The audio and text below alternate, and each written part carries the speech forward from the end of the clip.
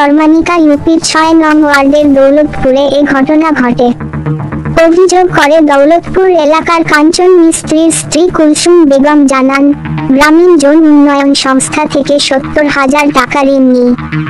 সেই ঋণের প্রতি সপ্তাহের কিস্তি ২,৫০০ টাকা।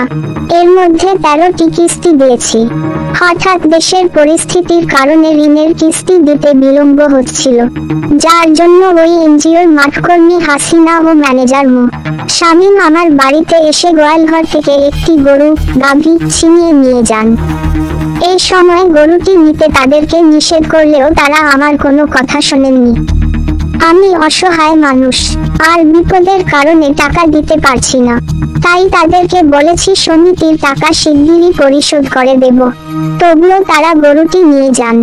স্থানীয় ইউপি সদস্য ছালাউদ্দিন মুন্সি বলেন, এনজিওর টাকা দিতে না পারায় গোয়ালঘর থেকে গরু ছিনিয়ে নেওয়া অমানবিক কাজ। তারা কিস্তি আদায় না করলে আইনি ব্যবস্থা গ্রহণ করতে পারতেন। এমন অমানবিক কাজের জন্য আমিও এনজিওটির বিরুদ্ধে ব্যবস্থা গ্রহণের দাবি জানাচ্ছি।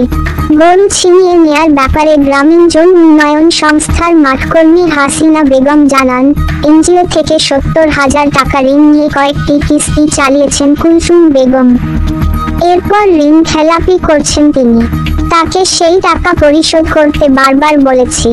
তিনি টাকা পরিশোধ না করায় তার একটি গরু নিয়ে এসেছি। ওই এনজিওর ম্যানেজার মো. শামীম জানান, কিস্তির টাকা পাওনা থাকায় একটি গরু আনা হয়েছে। এর বাইরে তিনি আর কোনো মন্তব্য করেননি।